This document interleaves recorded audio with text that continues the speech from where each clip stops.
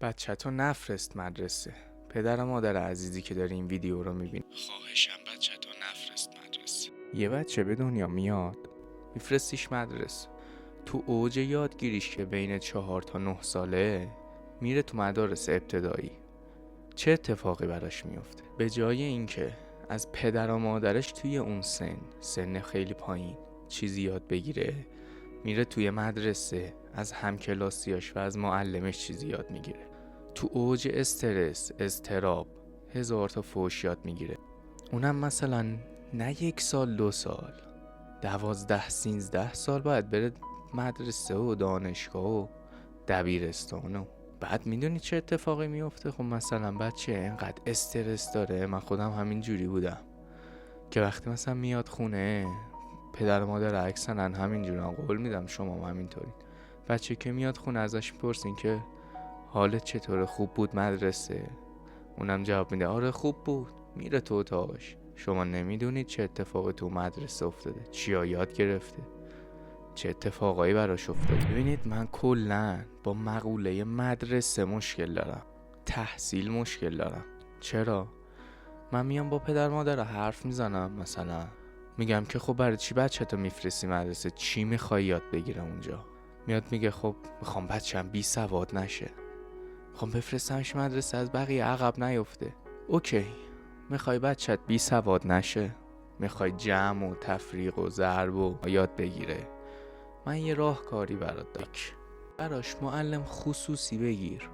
این پولی که تو برم داری میدی 12 13 سال به دانشگاه و آموزش پرورش، بیا 1 سال جمعش کن، بده به معلم خصوصی، بهش همه اینایی که گفتم رو یاد میده، جمع و تفریق و ضرب. اون بقیه اون چیزا رو اصلا نمیخواد یاد بگیره. چیه اون درسایی که میرن یاد میگیرن تو مدرسه؟ 1 ساله بیا جمعش میکنه برات معلم خصوصی. اینجوری دیگه نه بچه استرس داره، نه ناراحته، نه اینکه مثلا صبح پاشه مثلا بره نمیدونم ساعت 7 بره تا 2 بعد از ظهر. خیلی راحت میتونه از طریق معلم خصوصی همه چی یاد بگیره. هر کی خواست خودش انتخاب کنه، معلم رو دوست نداشت انتخابش نکنه، یکی دیگر رو انتخاب کنه.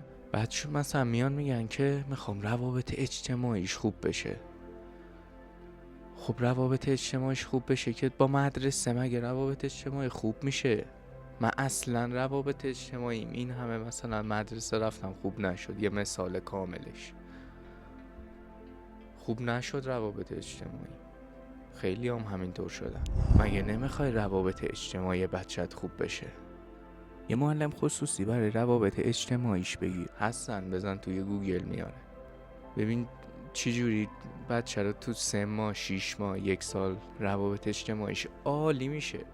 بعد توی 1 سال میبینی 2 تا معلم خصوصی براش گرفتی، از 100 تا دانشگاهی و اینایی که رفتن نمیدونم فوق لیسانس هم گرفتن، خیلی وضعش بهتر شده. از همون کودکی وضعش خیلی بهتر از اونا شده. یعنی من خودم میرفتم دانشگاه، 99% بچه هایی که اونجا بودن، حالا من میدیدمشون، یا خجالتی بودن آقا روشون یکیش مثل خودم روم نمیشد برم مثلا یه پروژه ارائه بدم، دوست نداشتم. روابط اجتماعیم داغون شده بود که میرسیم بهش. برای چی؟ بعدم ازشون میپرسی، مثلا از بچه هایی که مثلا تو دانشگاه میپرسی، همشون دارن مینالن چون هیچی یاد نگرفتن.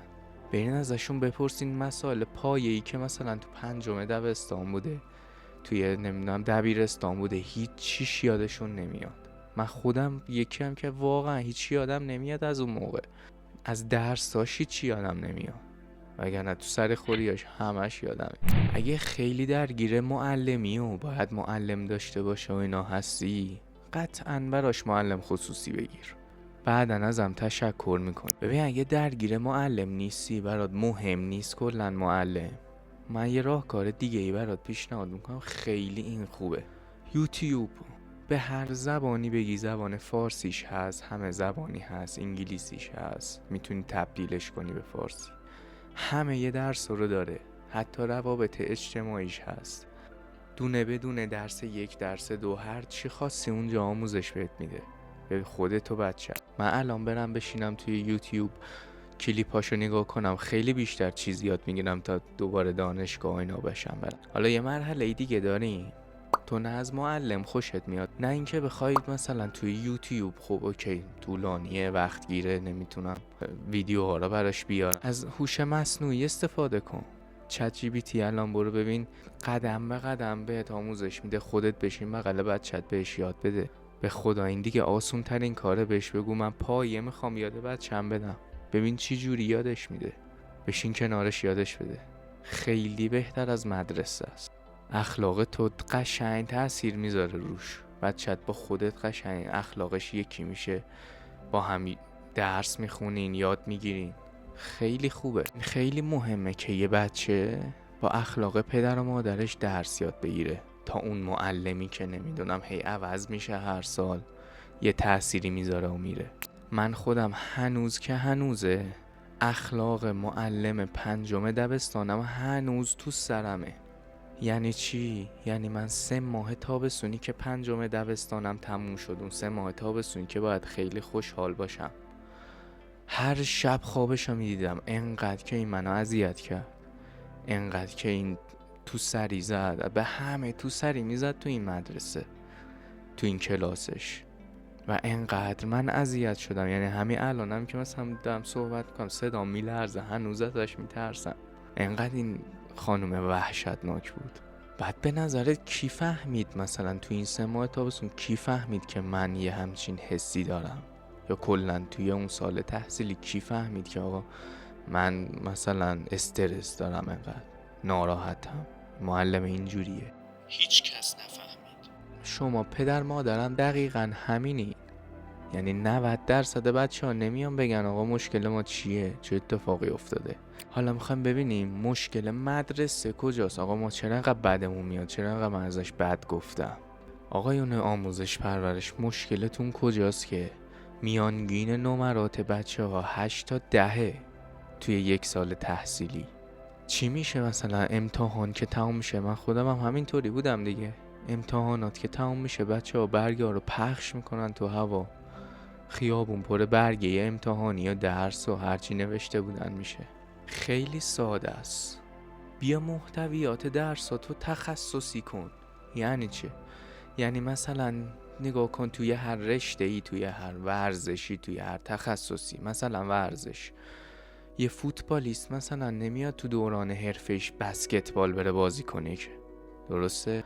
مثلا توی همین یوتیوب یه نفر وقتی یه پیجی میزنه میاد در رابطه با همون موضوع هی مثلا تولید محتوا میکنه، نمیاد مثلا وسط ویدیوهای نمیدونم آموزشیش یه دونه تعمیر موتور بذاره، نمیاد یه همچین کاری بکنه که. درسای شما هم دقیقا همینه. یعنی موضوع تخصصی نیست. یعنی هر بچه‌ای به هر چیزی علاقه داره، بردار همون کتابو براش بزن، همونو بره جلو تا مثلا 5 سال 6 سالم راه میفته، نه 12 13 سال. 1000 تا موضوع رو قاطی پاتی با هم میذاری توی یک کتاب، میدی به بچه قاطی میکنه، خب تو هیچ کدومش پیشرفت نمیکنه. مثل این میمونه که توی مثلا 1000 تا رشته ورزشی مقام بخواد بیاره، نمیشه، هیچکی نمیتونه. بعد شما پدر و مادر عزیز میگید که میره خب مثلا دانشگاه خودش انتخاب رشته میکنه، اون موقع خودش میفهمه چیکار باید بکنه، دبیرستان خودش مثلا میره انتخاب میکنه، دیگه خیلی دیره، دیگه خسته شده. من خودم واقعا دیگه 3 راهنمایی روسم کشیده شده بود دیگه، از اینکه صبح بخوام پاشم واقعا خسته شده بودم دیگه. اون موقع واقعا برام دیر بود دیگه، حوصله مدرسه و درس نداشتم. خواهشن این محتوا تو عوض کن، کتابا تو عوض کن، به جای اینکه هی بیای نمیدونم 4 تا جا نماز اضافه کنی یا نمیدونم 4 تا دخترها رو هی رو سرشون کنی، بابا بیای محتوا رو تخصصیش کن. چی به ما یاد دادن؟ به خدا میری توی خیابون برو ازشون بپرس چی یادت اصلا از مدرسه‌ای که رفتی؟ 13 سال رفتی مدرسه، چی یادته؟ چه تخصصی داری مثلا؟ 5 دبستانه چی یادته؟ واقعا یه نفر باید اینا رو بهتون میگفت. من واقعا دیگه خسته شدم انقدر مثلا به پدر و مادر گفتم، به همه گفتم و هیچکی انگار قبول نمیکنه این قضیه رو. اگه واقعا یه نفرم هست که اون طرف دوربین حرف منو قبول کنه و بچه‌شو نفرسته مدرسه و معلم خصوصی بگیره، واقعا من راضیم. اگرم واقعا با حرفم موافق بودی کامنت بذار، من بچه‌مو مدرسه نمیفرستم. ببینم چند نفریم، ببینم واقعا عقایدتون با من یکیه.